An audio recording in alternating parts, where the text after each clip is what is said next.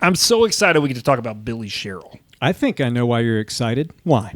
Well, he was a preacher's kid from the South. That's right. So I like him. Yeah. Why do you like him? I like him because he produced Golden Ring by Tammy, Wynette, and George Jones, which is like an amazing country song. Well, and he's like an Alabama guy, right? And then he moves to Nashville, opens his demo studio that Sam Phillips buys. He buys it, yeah. Imagine starting something that Sam Phillips is like, that's so good, I want my piece of that. And then a year later, Sam Phillips sells it. Well, he goes to Billy. Turns out for him, he gets to go do A&R for Epic. He gets out of like working at the studio for like one of the most legendary people of rock and roll, and then he jumps into doing so much more. Right. And so, give us a little context on the Epic Columbia thing, because that's actually kind of important to what happens for Billy. Yeah, Columbia was the major label, and they spun off Epic so they could have a place to dump the jazz and classical music. Oh, that's right. Yeah. Like when they had Earache to put Napalm Death and AC and all those bands. So this then leads to what? The thing is, he's known for this term that's called Countrypolitan. So everything that was happening with those Nashville cats before he was really in there doing things were like, it was just real nuts and bolts, potato, how those things were done in Studio A or whatever. But he came in and was like, well, we're doing strings. And this makes him often referred to as the Phil Spector of country. Yeah. Do you think he asked at one point for that comparison to stop? Yeah, right. It's like, I've called you here today because I would like you to stop referring to me as the Phil Spector of country music. Yeah, because what a bummer guy Let's specify what we mean. We mean the good parts of Phil Spector, not the murder parts. He's the O.J. Simpson of country music. Now, but man, he signed Barbara Mandrell to Columbia, and he worked with Charlie Rich and helped like re-engineer him from being like kind of an Elvis ripoff to the most beautiful girl in the world. Right. And a lot of it has to do with this production. Yeah. But the story that starts it all, I love. So he's at Epic and he's doing A&R and he hasn't really had his big break yet.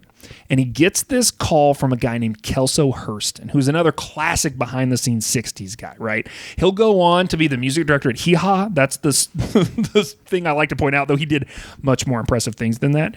And speak amongst yourselves, whatever.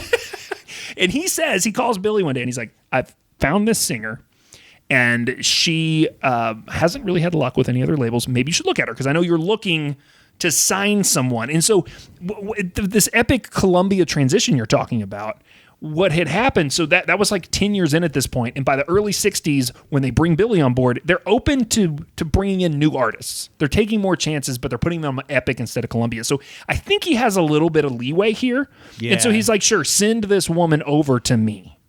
Yeah. And then what happens? He gets Tammy Wynette. He's the guy who finds Tammy Wynette. And then shepherds her along, puts her with George. Like, all of that kind of happens because of Billy. Yeah. And, they get married, they become an item. And so some of those songs are, those are things that he produced. Also, by the way, I wanted to point out that Billy Sherrill produced a song that a lot of people think is the best country song that was ever made, which is He Stopped Loving Her Today. That's his. And I remember reading George didn't like that song. Yeah. But it's like, whatever. It's like song number 2 by Blur or whatever. Like, you got to play that one. Is that the saddest song ever written? It's a sad song. I mean, if you take out the really cheesy or obvious sad songs, like, that's the saddest song ever written. You know what's so funny you say that? Oh my gosh. I just realized it. So I was about to say, you know what I think is one of the saddest songs ever written? It's Hurt by Trent Reznor. I think it's a sad song. Johnny Cash covered that. And we just started talking about He Just Stopped Loving Her Today. You know who covered that? Johnny Cash. With Rick Rubin. So at the very end, when he was doing those records with Rick Rubin, where his register, like, they had to get a microphone the size of a house so they could record his voice because his voice is so crazy, he did a cover of it. And it was so, like, it's like, I said I love you till I die. Like, its voice is so amazing, and it doesn't sound like George Jones. It's clearly House Cash. And that song is devastating. Much more sad when George sings it, because that song is a personal song for him. That others for Johnny Cash, that's just a song Rick Rubin was like, you should probably cover this one. Like that's a song. Have you seen the meme floating around where it's some like a cartoonist has made a billboard for an injury lawyer and it just says "hurt" with a question mark and then it has like the different lines from "Hurt" the song. No.